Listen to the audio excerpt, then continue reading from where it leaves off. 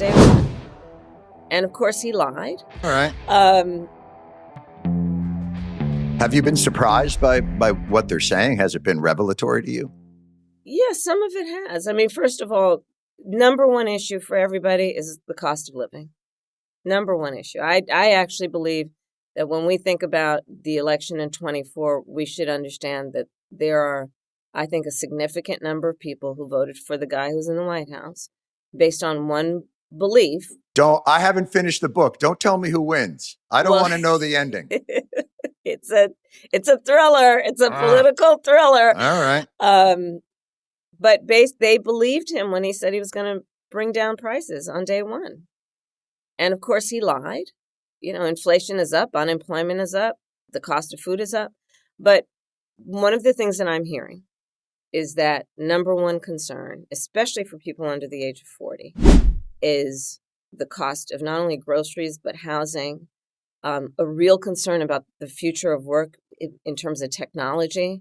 And another thing I'm hearing in particular from parents of younger children and high school age children is the impact of social media on their kids and their mental health.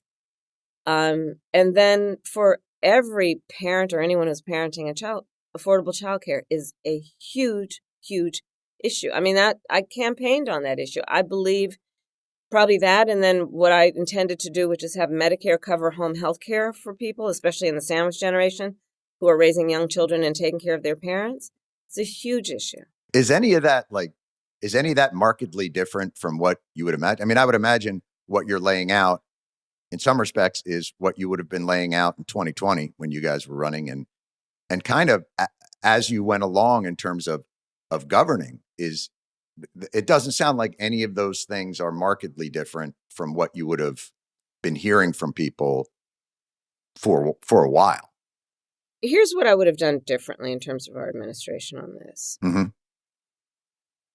I think what we did on infrastructure, what we did with the CHIPS Act, incredibly important in terms of job creation, in terms of making the United States the manufacturer for the world on this important commodity, chips.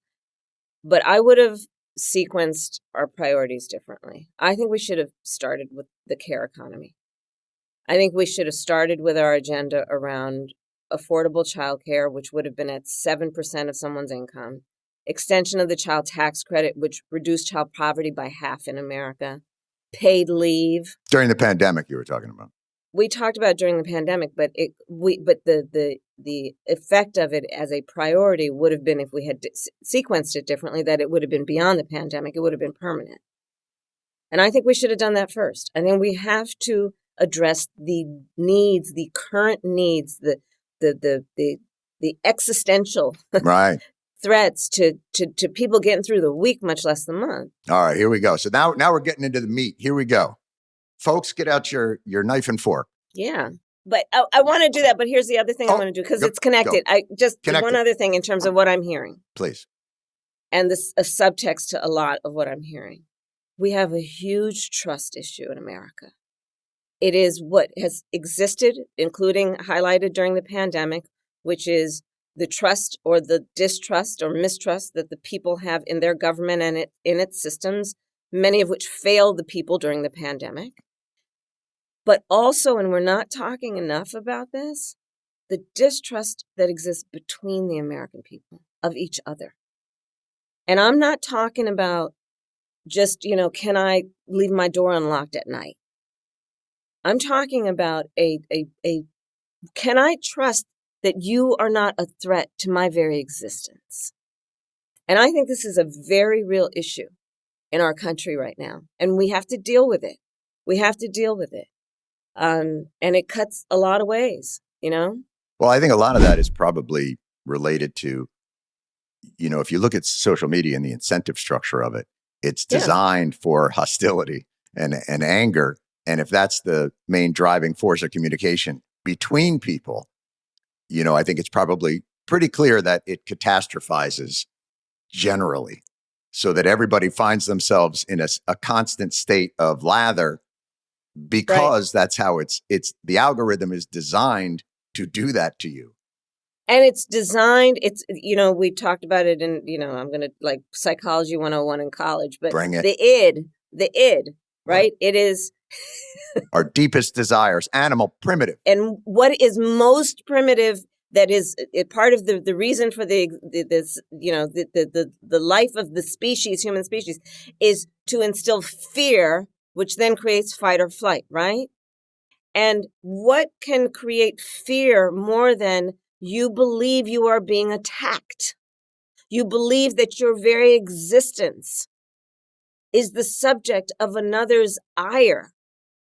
And this is happened. So your point, I agree, with the algorithms around social media are designed to make people feel something, but it's designed to make people feel something. Right.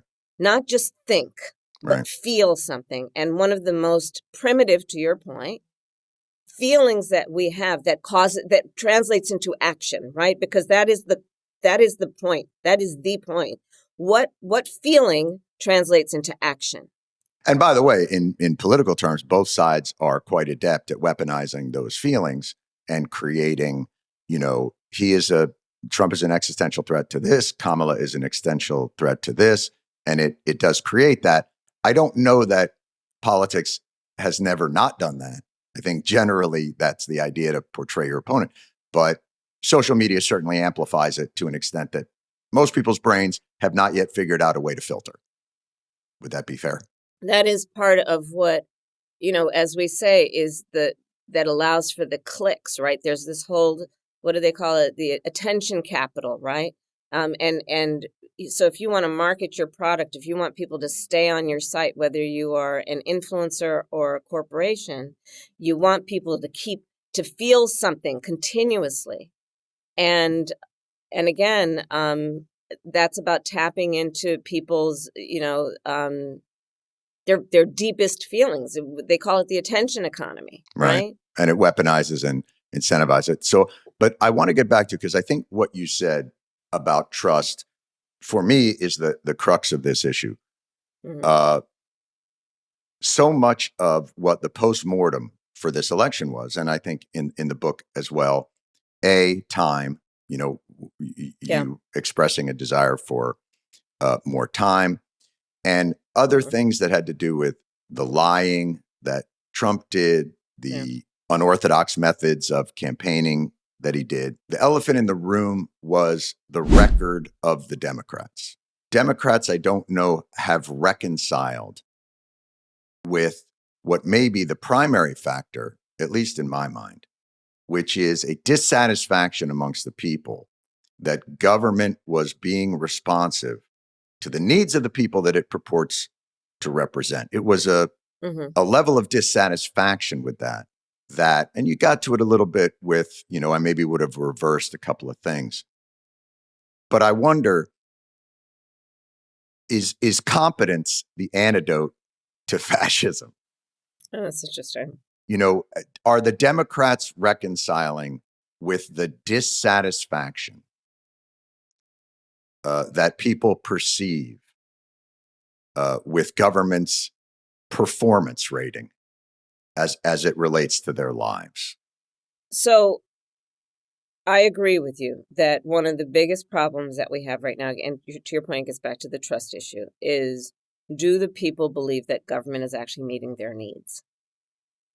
Do the people believe that government is even responsive to their fears and their dreams, even if it falls short, right? And the Democrats are the party that believe, and so they have a special responsibility here. They're the party that believes government has a role to play in improving the conditions of their lives. The Republicans are selling a product they don't believe in. Right. But Democrats aren't. So how does that square? We need to do better. Oh. I mean, this is... I guess we're done.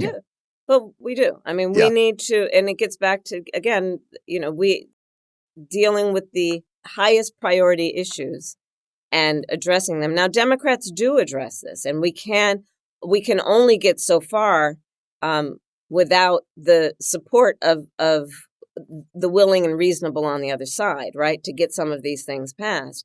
But you look at, for example, the battle that's happening right now in terms of the shutdown. Democrats are standing firm, and I applaud the Democrats in D.C. for standing firm on saying we're not going to compromise on the access to affordable health care for the American people. So it is about standing firm on our values and principles. And then to your point, we got to execute on it and actually deliver. And we're going to have to do a better job because we are dealing with a reality, which is that, look, in 24, 1/3 of the voters voted for him, 1/3 voted for us, and 1/3 didn't vote. And I think a big part of our focus needs to be on that 1/3 that didn't vote and why didn't they vote. That's part of why I'm going around and actually just sitting down and letting people talk. Why didn't they vote? And I think a undercurrent there is because I don't believe that when I participate, I get anything out of it.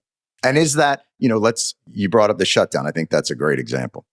So Democrats are in a position now where they are shutting things down so that subsidies for the ACA can be extended because insurance premiums are driving up. And will skyrocket. Will skyrocket. Yeah. But to the point of the Democrats' approach, I guess what I'm driving at are the reforms that Democrats are talking about not enough are they basically tinkering at the edges of a system that is inherently corrupt and not delivering, as opposed to rethinking that system so that it delivers more directly? So let's talk about the ACA. Mm-hmm. Basically, it's a conservative fix to a healthcare system that is an outlier in the civilized world. Right. It gives people a coupon that allows them maybe entrance into this circus that is our healthcare system. So now Democrats are fighting to keep the cost of that coupon slightly less. Mm-hmm. So are you now trapped in a program that ultimately wasn't the fix that we wanted it to be, to a system that inherently won't function well because of externalities in a straight capitalist supply and demand way? Does that make sense? Yeah, I think so. As I was talking to them, I was like, does it make sense? I'm not sure I just made sense. Well, what makes sense is that we still have work to do to make America's healthcare system deliver for all the people and not be a function of how much money you have in your back pocket, right? And Democrats do come from that place of believing that healthcare should be a right and not just a privilege of those who can afford it. So how do you get there? Well, part of how you get there immediately on this issue of where we are with the shutdown is to hold firm, as they are doing. Part of it has to be to continue to reform the system. The Affordable Care Act was a significant reform for its time, but there is more work to be done, which includes, for example, the affordability of prescription medication. We pushed for a $35 cap on insulin, which had a huge impact on so many people. We wanted to do it we did it for seniors. We wanted to do it for everyone. We couldn't get the support of Republicans in Congress, right? But again, so it speaks to incremental change. I guess my point is, which is never satisfying. Yeah, that's right. It is never satisfying to say we've got to be incremental. And I'm not advocating incrementalism, but until we win back majorities in the Senate and the House and take the White House, that may just be where we are. And it's not where we should be. And it should not satisfy us that we have accomplished incremental change. We should be completely pissed off about that. Okay, the video was long enough, so I'm not going to say much. Kamala and John did a great job explaining the situation with the election and now what we have to live through and how the Democrats need to improve, how they need to go out and get people, how they need to change minds, how they have to put themselves out there and really explain to those misinformed voters, what's really going on and what they have been doing and what they can do to help them. Because, like Kamala said, Trump said, day one. All these things he's going to do on day one. Yeah. The opposite's happened. What he has done has only made things 10 times worse. Anyone being honest with themselves knows this. So, I don't have to say much. They did a good job explaining. This woman should be the president. She would have been a really good president. We would still have the confidence of our allies. Now, no one can trust us. Even if Democrats win again, why would they trust us?